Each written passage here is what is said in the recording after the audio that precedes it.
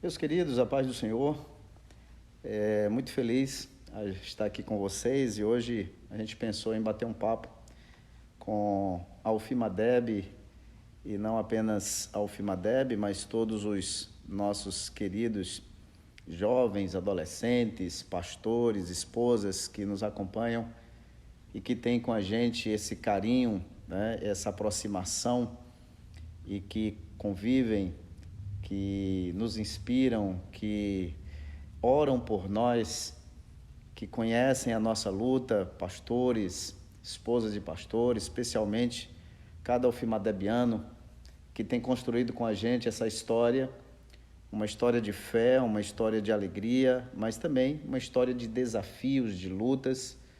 E por falar nisso, eu gostaria hoje de compartilhar algumas experiências que eu tenho vivido e que às vezes, por ser filho de pastores, a gente não compreende ou não entende, talvez não apenas ser filho de pastor, mas o ser cristão nos leva a alguns questionamentos de que talvez não devêssemos passar por determinadas lutas que passamos e quando a gente olha assim, não era para eu estar vivendo isso, ou não era para eu estar passando por isso, ou porquê, muitos porquês surgem da gente não entender o momento ou a situação que estamos atravessando e às vezes não entender também por que Deus está permitindo que determinadas coisas aconteçam na nossa história. Eu acredito que muitos de vocês conhecem um pouco da minha história, talvez tenha alguém também que não conheça, que está nos assistindo, mas eu sou filho de pastor Francisco Pereira, hoje pastor presidente da Assembleia de Deus em Juazeiro e também segundo vice-presidente da nossa convenção. Sou filho da irmã Avanildes, tenho mais 4 irmãos, 3 irmãos e uma irmã e, pela misericórdia de Deus, sou também sobrinho do pastor Valdomiro, presidente da SEADEB, e sempre, desde a minha adolescência, me dediquei ao Senhor e procurei ter uma vida próxima de Deus. E talvez tenha me destacado um pouco com relação aos meus irmãos, até por ser mais velho que eles, e a diferença de mim para o mais novo que eu é de cerca de 4 anos, então isso já me atribuiu mais responsabilidades, e aos 16 anos eu comecei a liderar a juventude lá da cidade de Miguel Calmon, onde meu pai pastoreava. Foi um desafio, ainda muito jovem, mas o Senhor nos deu graça, muita graça ali. Hoje eu olho e vejo que foi a mão do Senhor também nos preparando para os desafios que viriam lá na frente. Então a primeira palavra que eu deixo para você aqui é que nunca se é jovem demais para se assumir uma responsabilidade, um compromisso com Deus e na sua obra, porque aquele que nos escolheu, ele também nos dá a capacidade e o preparo. E fizemos um trabalho ali, depois meu pai foi pastorear a igreja em Senhor do Bonfim e lá tive o privilégio também de liderar a mocidade por 12 anos consecutivos, congressos abençoados, muita coisa boa. Lideramos a mocidade que inclusive recebia muitos convites para cantar em toda aquela região, em muitas cidades próximas, mais distantes. Às vezes saíamos 2 ou 3 vezes por mês para cooperar com outros trabalhos. Foram anos assim maravilhosos. Mas o que eu quero compartilhar mais intimamente com você é de uma parte da minha vida, da minha história, que gerou muita dor, muito sofrimento, não apenas para mim, mas para toda a minha família, amigos, irmãos. Foi quando eu perdi meus 2 rins aos 22 anos, ainda solteiro, já era presbítero da igreja, já ensinava na escola bíblica dominical, escola teológica, fazia programa de rádio juntamente com meu pai, envolvido, enfim, na igreja. E isso aconteceu. Algumas pessoas questionaram, até eu encontrei um irmão, ele era guitarrista da igreja Senhor do Bonfim, na praça da cidade. Disse: rapaz, eu não entendo, mas por que você, logo você? Na cabeça dele era difícil compreender aquilo, mas em todo o tempo eu sabia que Deus estava no controle de tudo. E eu perdi esses 2 rins, precisei fazer um tratamento de hemodiálise, foram dias realmente bastante difíceis, emagreci bastante. Esse tratamento é um tratamento muito dolorido e foi realmente uma experiência que eu poderia dizer amarga, né? E a partir daí começamos a viajar bastante, exames, mais exames, a probabilidade de se fazer um transplante, até que também eu estava fazendo faculdade, isso impactou, porque na época do estágio eu tive que ser internado e foi realmente uns dias assim bem complicados. Eu lembro-me que na minha formatura da faculdade eu fui com um catéter no pescoço para a solenidade, porque já estava fazendo hemodiálise, ainda não tinha uma fístula, e isso foi realmente um tempo de desafios e de sofrimento. Mas o Espírito Santo, ele não deixa a gente. Jesus nos prometeu estar conosco e ele de fato cumpre a sua promessa. Ele está com a gente, ele está conosco e ele sempre esteve comigo. E um dia eu orei ao Senhor quando a coisa apertou bastante, e eu orei ao Senhor e ele me respondeu. E isso faz mais de 20 anos que eu tive uma resposta de Deus de forma muito clara na minha alma. O Senhor, ele, ao ler a palavra, ele me disse: eu tirarei do meio de ti as enfermidades e o número dos teus dias eu cumprirei. Aquela palavra foi uma palavra de muito consolo para minha alma. E até hoje eu vivo e não temo o que me possa acontecer, porque eu sei que a minha vida está pautada nas mãos do Senhor. A Ele pertence o tempo da minha vida, a Ele pertence toda a minha vida, e inclusive o meu ministério, que Ele mesmo me chamou, me vocacionou, é tudo dele, minha família pertence a Ele. Eu tinha um outro trabalho, eu não queria ser pastor, talvez até por acompanhar a história dos pastores, também de meu pai, muitas privações, críticas, muitas delas destrutivas inclusive, e eu não queria viver isso, né? Mas uma coisa interessante é que, embora eu tentasse fugir de ser pastor e de cumprir a vocação que o Senhor me escolheu para isso, aos 16 anos, o Senhor Deus falou comigo 2 vezes que eu seria pastor, mas na minha cabeça era o seguinte: eu quero fazer um bom concurso público, ter um bom emprego, ou montar uma empresa, e depois de ter estabilizado minha vida,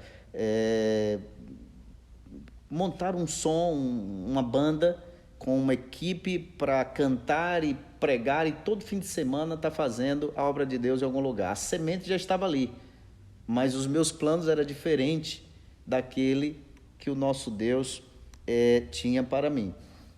E foi essa experiência da doença, ela me levou a vivenciar muitas coisas que, se eu não tivesse realmente adoecido, não teria vivenciado e talvez não fosse quem eu sou hoje. E hoje eu olho para trás e vejo que tudo que passei foi algo preparatório, fundamental, uma faculdade da vida para me fazer ver, sentir e ser quem o Senhor de fato estava me moldando a ser. Nesta época, eu passei também uma crise espiritual. Eu parecia que a vida espiritual não tinha sentido, e eu sempre digo que aquela crise espiritual foi multiplicadas vezes pior do que o sofrimento físico, do que o fato de perder os meus rins. Porque quando a gente está sofrendo por uma doença física, mas tem o consolo da alma, isso alivia bastante. E parecia que eu tinha perdido esse consolo. Então até minha oração diminuiu bastante, foi uma crise espiritual muito grande. E a minha oração parecia não ter resposta, parecia que os céus não estavam a ouvir a minha oração. Eu sempre comparo que é como se eu pegasse um telefone na oração para ligar para o céu, e lá ninguém atendia, eu só dava ocupado, ou caía na caixa de mensagem. E assim, meu tempo de oração foi diminuindo consideravelmente, a ponto de eu ter que fazer um compromisso com Deus e dizer a Ele que eu iria orar, tirar pelo menos meia hora de oração por dia. E isso porque eu sabia que se eu não fizesse isso, de fato, a minha alma iria desfalecer. E mesmo sem ter assuntos, sem ter aquela alegria na oração, eu comecei a cumprir este compromisso que eu fiz com Deus, de tirar meia hora de oração por dia. Mas como eu não tinha palavras, era algo assim que eu dobrava os joelhos para orar e ali em menos de 5 minutos, 3, 5 minutos, eu já não tinha assunto. Então eu tinha que preencher aquele tempo para não falhar na campanha, simplesmente orando ao Senhor e dizendo a Ele: Senhor, tenha misericórdia de mim. Tenha misericórdia de mim. Senhor, tenha misericórdia de mim. Eu ia repetindo isso até cumprir os 30 minutos de oração. E isso foi por cerca de 30 dias em campanha, até que uma luz começou a acender no fim do túnel. Eu comecei a sentir prazer na oração, eu comecei já a sentir graça, eu comecei a reaprender a orar, a sentir aquela alegria do Espírito Santo. A oração, ela voltou a ter sentido para mim, e já estar ali de joelhos já não era algo que demandava um grande sacrifício, mas eu voltei a ter prazer em falar com Deus. E talvez você pode estar passando por algo desse tipo. Talvez você pode estar sofrendo algo assim, de já não ter mais aquela alegria, aquele prazer na oração. E eu posso lhe dizer por experiência própria que Deus restaura a nossa comunhão com Ele. Deus restaura a nossa vida de oração. Deus restaura a nossa alegria, assim como Ele fez com Davi. Lá no Salmo 51, que é um salmo de confissão, Davi, ele faz uma oração a Deus e diz: Senhor, purifica-me do meu pecado. Ele diz: cria em mim, ó Deus, um coração puro. Davi também diz no mesmo Salmo 51, nós vamos continuar, houve um cortezinho, uma interrupção inesperada, mas como dizia no Salmo 51, Davi, ele também pede a Deus que lhe devolva a alegria da salvação que ele havia perdido porque cometeu pecado. Ele cometeu um adultério e também um homicídio, mas mesmo assim o Senhor lhe devolveu a alegria da salvação. Então não importa por qual motivo você esteja passando por uma crise espiritual, é muito importante saber que o nosso Deus é o nosso Pai. Nós podemos clamar: Abba, Pai, Paizinho, me ajuda, me perdoa, tenha misericórdia de mim. E a Bíblia diz que Ele é cheio de compaixão. E a compaixão é um sentimento que envolve o coração de Deus de tal maneira que Ele olha para alguém que está sofrendo e não passa de largo, não finge que não vê. Deus, Ele vê alguém sofrendo e Ele se move para atender a gente nas nossas dores, nos nossos sofrimentos. Esta é a compaixão de Deus. A Bíblia diz que Jesus, ele se movia de íntima compaixão, curava os enfermos, ele libertava os cativos, expulsava demônios, ressuscitava mortos, dava vista aos cegos, ele colocava em liberdade os oprimidos do diabo, curava ressecados e, inclusive, o Senhor, Ele libertou muitos pecadores, mudando a vida deles. Então, Deus pode restaurar a sua vida, basta você convidar Jesus para fazer algo diferente na sua história. Assim como Ele fez na minha, vai fazer também na sua. E, para resumir a história, depois desta crise espiritual, né, que eu passei, que eu não desejo para a pior pessoa do mundo, porque é de fato ruim, o que a gente tem de consolo na nossa alma é a presença do Espírito Santo. E não importa o que a gente passe, a presença do Espírito Santo em nós nos anima, nos edifica, nos restaura, nos levanta. E nós não podemos abrir mão da presença dele. Ele é a pessoa mais importante, o amigo certo das horas incertas. Deus me deu vitória nessa crise espiritual e me deu vitória também na crise física da enfermidade, porque Logo, tempos depois, a minha mãe me doou um rim, eu fui transplantado e ganhei novamente a liberdade de viver, de trabalhar, de fazer a obra do Senhor, né? Me casei, o Senhor me deu 3 filhos lindos e uma esposa, a mulher mais linda das galáxias, né? Então, esse é o Deus que nós servimos, Ele chega em tempo oportuno e nos abençoa. Eu quero compartilhar com você um texto da palavra de Deus, em Romanos 8,18, nas palavras do apóstolo Paulo, quando ele diz: considero que os nossos sofrimentos atuais não podem ser comparados com a glória que em nós será revelada. O que você está passando de sofrimento hoje, você não vai poder comparar com a glória que Deus vai ministrar na sua vida, com aquilo que nós vamos desfrutar de bênçãos da parte de Deus. E o salmista, no Salmo 119, verso 50, ele diz: este é o meu consolo no sofrimento, a tua promessa dá-me vida. O Senhor realmente me socorreu, depois de 17 anos e 4 meses aproximadamente, aquele rim que eu recebi de minha mãe, ele deu o que tinha que dar, parou de funcionar. Novamente passei por um processo de hemodiálise, agora já com família, pastoreando o campo lá em Valente, mas foram novamente dias difíceis, mas hoje bem, já novamente transplantado, retransplantado, tudo por provisão de Deus e também pelas orações dos santos. Estou aqui, bem, feliz, sinto-me realizado em poder ter um dia decidido que a minha vida é do Senhor. Eu desisti dos meus planos particulares, pessoais, e resolvi dizer sim ao projeto de Deus para a minha história, para a minha vida. Procurei não resistir mais e me render à vontade dEle. E então eu fiz uma oração dizendo a Deus: Senhor, se esta é a Tua vontade para a minha vida, a partir de hoje eu não faço mais nenhum concurso público. Eu estou agora desistindo de colocar os meus sonhos, os meus sonhos particulares em primeira mão, e vou adorar ao Senhor e colocar o Teu plano em ação na minha vida. A partir daí as coisas começaram a mudar, tudo deu certo, as coisas têm se encaixado.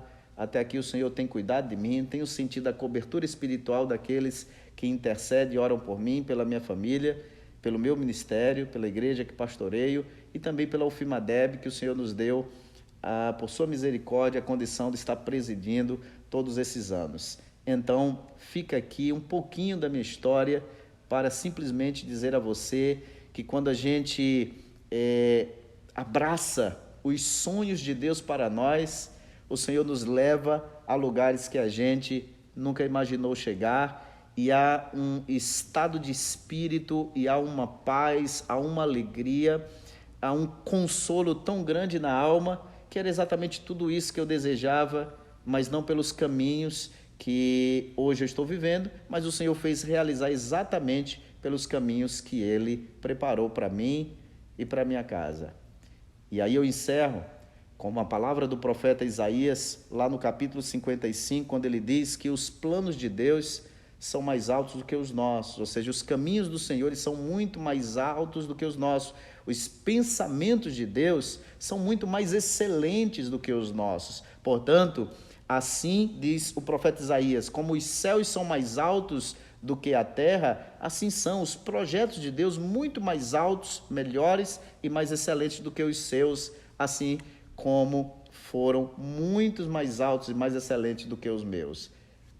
Abraça o projeto de Deus para a tua vida, por mais que o sofrimento ou que alguma dificuldade esteja limpando o sofrimento, mas lá na frente você vai olhar para trás e vai ver que a misericórdia do Senhor te atendeu, a benevolência do Senhor te cercou, a bondade de Deus te cobriu, e o projeto de bênção dele vai te fazer prosperar em todas as coisas. Que Deus abençoe você em nome de Cristo Jesus. Eu gostaria de orar, encerrando, fazendo uma oração pela sua vida.